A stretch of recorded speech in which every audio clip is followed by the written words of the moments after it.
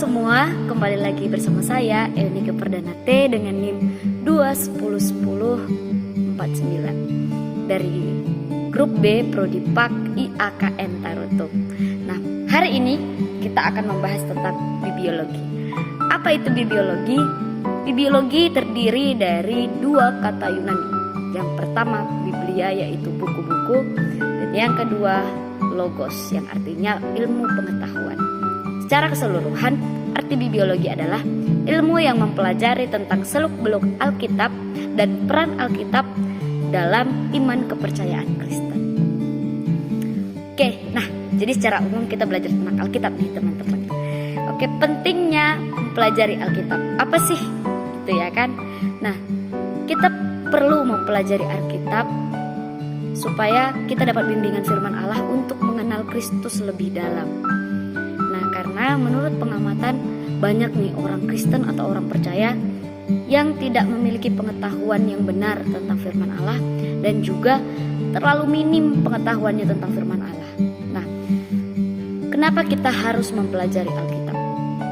Ini pertanyaan yang mungkin banyak dipertanyakan. Kenapa sih mesti Alkitab gitu ya? Karena yang pertama, yang mengarang Alkitab itu adalah Allah sendiri. Yang kedua, sebab berulang-ulang Allah memerintahkan untuk pertama membaca, yang kedua memahami, dan yang ketiga memperkatakan firman Tuhan. Yang ketiga, alasan kenapa kita harus mempelajari Alkitab, sebab Alkitab adalah tuntunan bagi kehendaknya yang mulia. Apa aja tuh contohnya? 1. Orang berdosa menerima keselamatan lewat berita firman Allah. Yang kedua, orang percaya disucikan oleh firman Allah. Dan yang ketiga, firman Allah dapat mengubah kehidupan kita dari kehidupan yang lama menuju kehidupan yang baru. Yang artinya kita dapat berubah lewat setiap kebenaran firman Tuhan. Alasan kenapa kita mempelajari firman Tuhan atau Alkitab yang keempat adalah sebab musuh kita iblis atau setan sudah membacanya, bahkan dia mengutip ayat loh untuk mencoba Yesus. Kita dapat lihat dalam kisah Yesus saat dicobai. Nah, yang kelima, alasan kenapa kita harus mempelajari Alkitab, karena Alkitab adalah jawaban yang sempurna untuk setiap pertanyaan kita. Apa nih contoh-contoh pertanyaannya? Yang pertama, asal muasal manusia. Yang kedua, kenapa saya harus diciptakan? Dan yang ketiga, ketika nanti saya sudah meninggal, saya mau kemana nih? Apakah saya terbang-terbang gitu atau kemana? Nah, itu bisa kita dapat dalam Alkitab. Nah, proses penulisan Alkitab itu melalui apa aja sih? Kenapa dia bisa dibilang bahwa itu adalah firman Allah?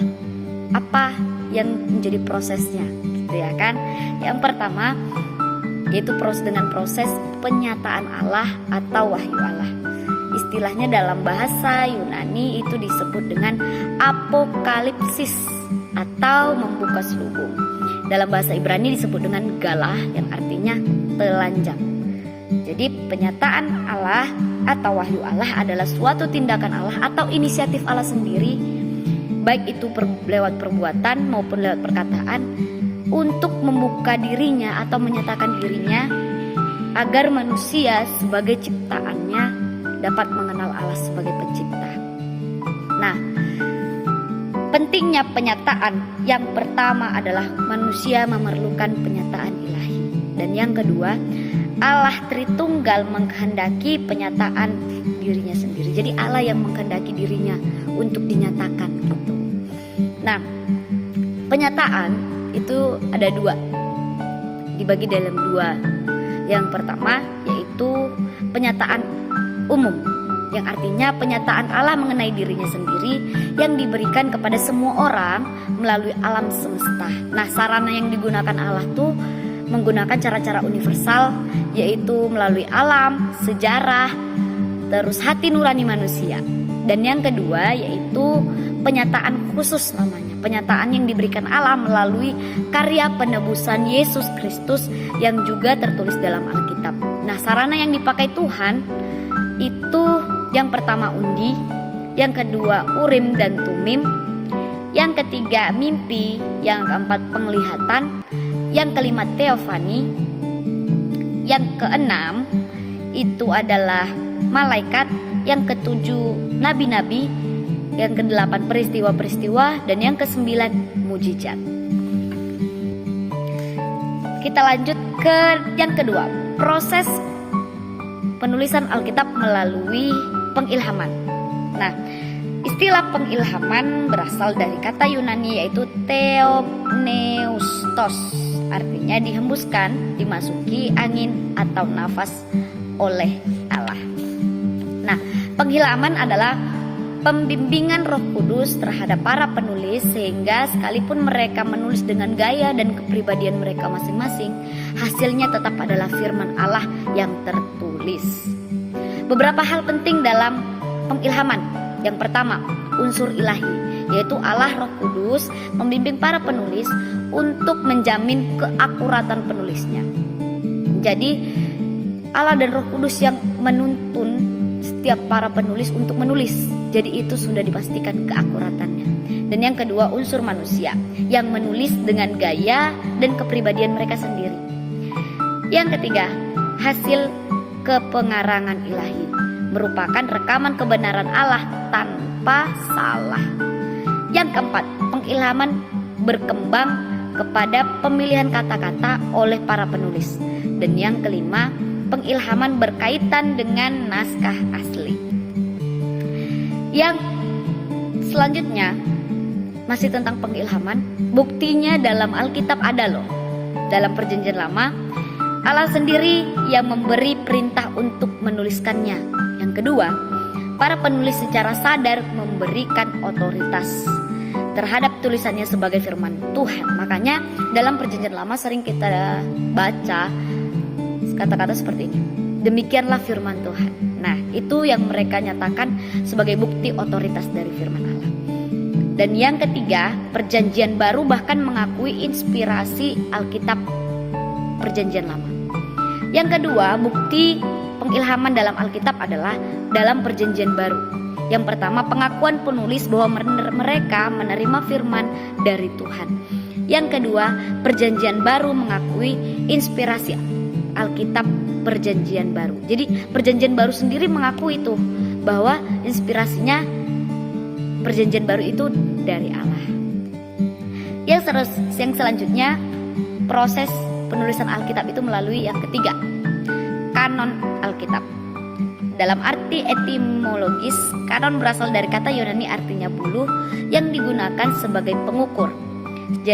Jadi kanon berarti suatu standar atau peraturan dengan apa kitab-kitab itu diukur untuk menentukan apakah kitab-kitab itu diilhami atau tidak. Yaitu patokan tuh. Kanon adalah patokannya. Ini termasuk nggak dalam pengilhaman Allah gitu.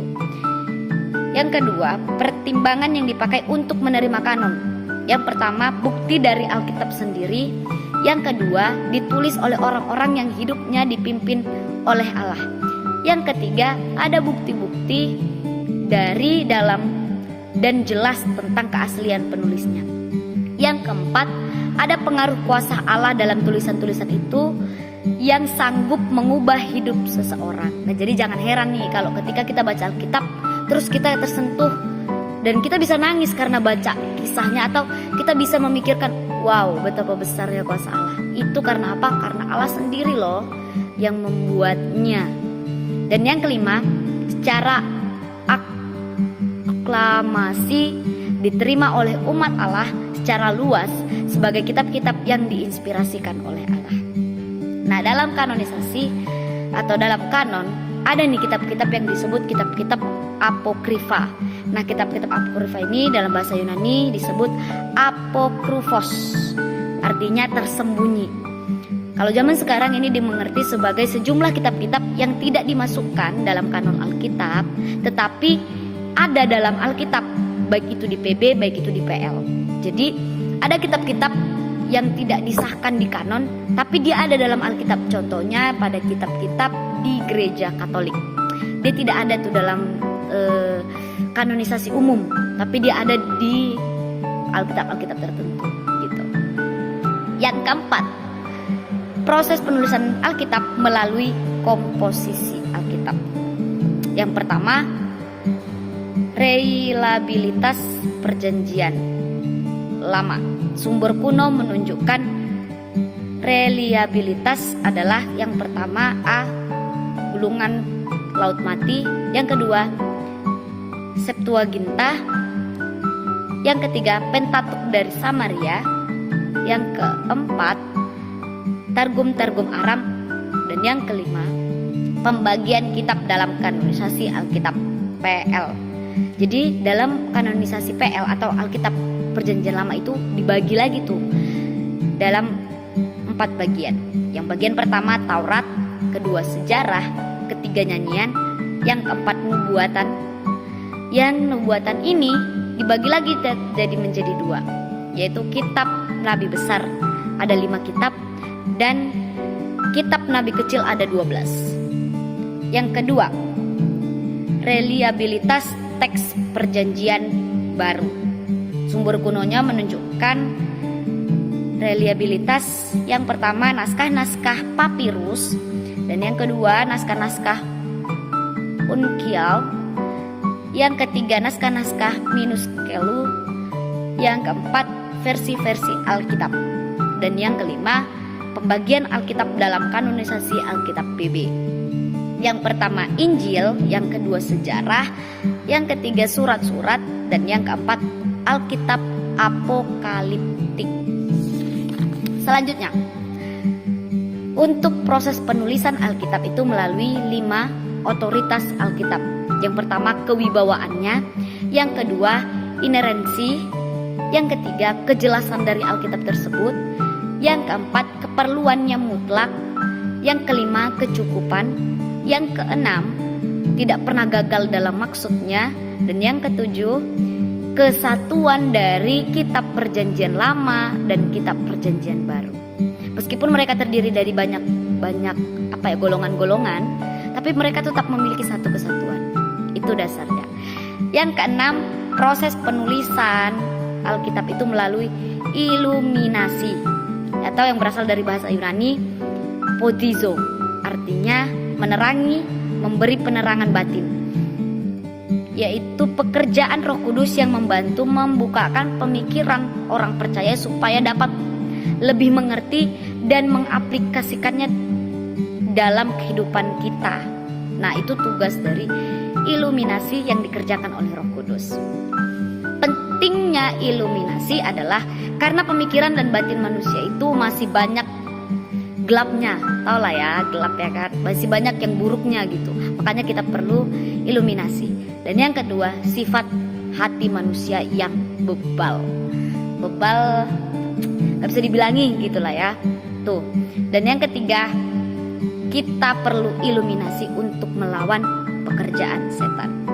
Yang keempat, kita perlu iluminasi untuk menentang pengaruh kuasa kedagingan.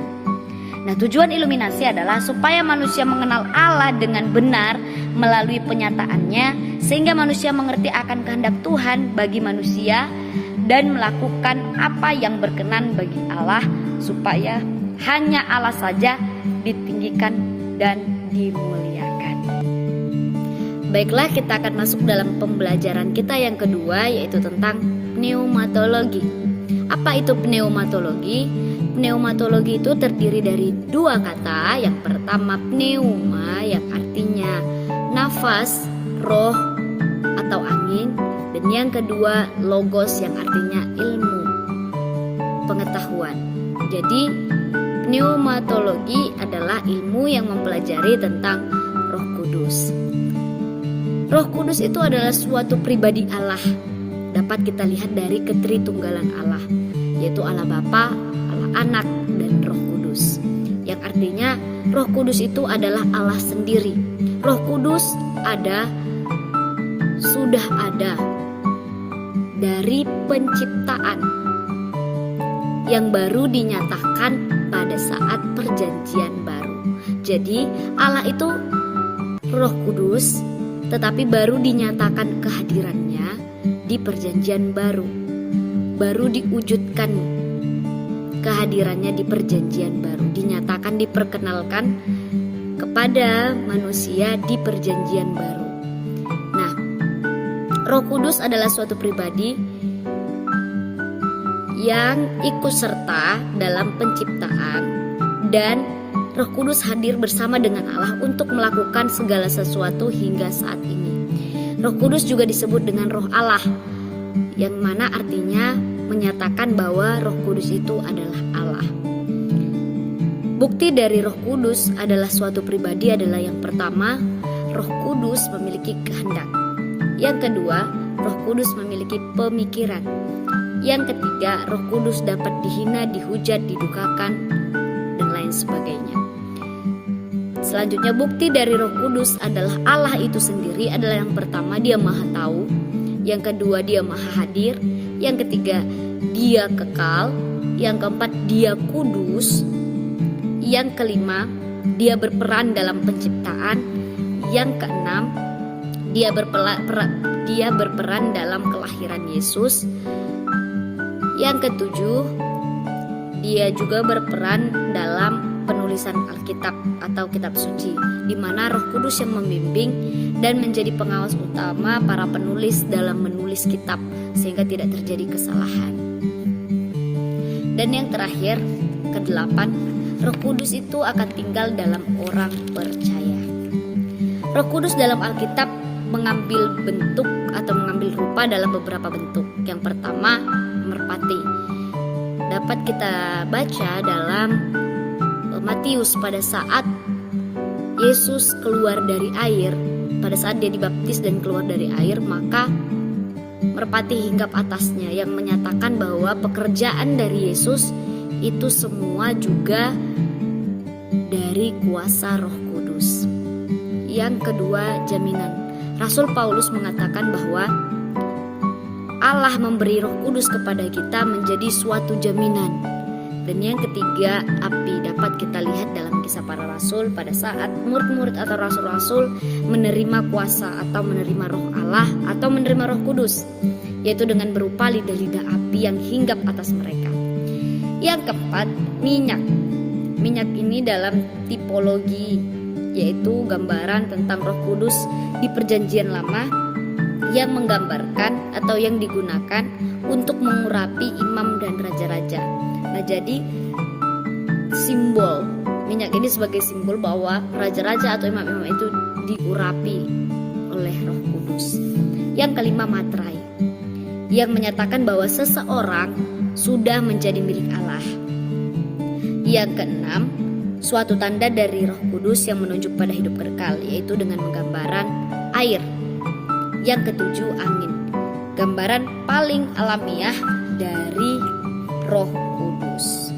Nah, karunia-karunia Roh Kudus. Karunia-karunia rohani pada seseorang adalah sebagai perlengkapan dari Allah dalam pelayanan rohani secara individu.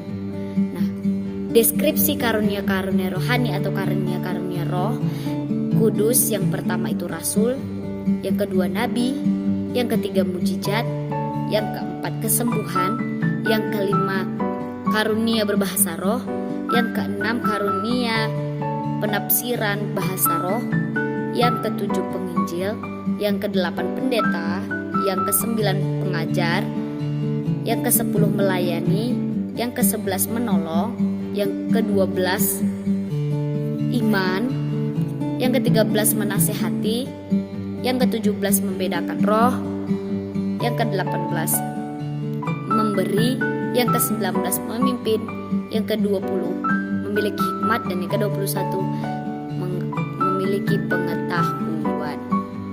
Kepenuhan oleh Roh Kudus artinya adalah hidup kita dikuasai oleh Roh Kudus atau Roh Kudus atau Roh Allah yang menyertai dan mengontrol setiap kehidupan kita atau mendominasi kehidupan kita sebagai orang percaya. Kepenuhan Roh Kudus harus terjadi karena dua alasan. Yang pertama, kedewasaan orang percaya. Yang kedua, untuk pelayanan orang percaya. Hasil dari buah-buah roh adalah kasih, sukacita, damai sejahtera, kesabaran, kebaikan, kemurahan, kesetiaan, kelemah lembutan, dan penguasaan diri. Kondisi-kondisi yang berhubungan dengan pemenuhan orang percaya oleh Roh Kudus adalah yang pertama, jangan mendukakan Roh Kudus, dan yang kedua, jangan memadamkan Roh Kudus. Mengapa? Karena ketika kita mendukakan Roh Kudus, maka itu adalah dosa yang sangat besar yang susah diampuni. Yesus juga menjelaskannya. Yang kedua, jangan memadamkan Roh Kudus, karena ketika kita memadamkan Roh Kudus, kita kehilangan jaminan, kita kehilangan materai sebagai milik Allah, dan ada banyak hal yang kita akan kehilangan ketika Roh Kudus padam. Dan yang terakhir, kita berjalan dalam Roh. Artinya, kita tetap berpegang pada perintah-perintah Allah atau berpegang pada peringatan-peringatan Roh Kudus dalam hati kita. Karena ketika Roh Kudus ada dalam hati kita, maka kita akan diingatkan ketika kita ingin berbuat dosa. Contohnya ketika kita mau mencuri, maka Roh Kudus akan mengingatkan, hei kamu mau mencuri, ingat bahwa itu dosa. Nah, seperti itu. Fakta penyertaan Roh Kudus yang pertama yaitu Roh Kudus adalah suatu karunia. Yang kedua, Roh Kudus diberi pada waktu keselamatan. Yang ketiga, orang yang tidak memiliki Roh Kudus adalah orang yang tidak percaya. Yang keempat, Roh Kudus tinggal pada diri orang percaya secara permanen. Nah, jadi demikianlah pembelajaran kita tentang pneumatologi, di mana Roh Kudus itu adalah Allah sendiri yang baru dinyatakan pada perjanjian baru, atau yang baru dikenalkan oleh Allah pada perjanjian baru. Roh Kudus adalah Allah sendiri, adalah Tuhan yang memiliki tugas tersendiri atau tugasnya sendiri, yaitu menjadi penolong, pengingat kita, dan tetap menyertai kita. Demikian pembelajaran kita hari ini. Sampai jumpa, jangan lupa like, comment, subscribe, dan share. Terima kasih.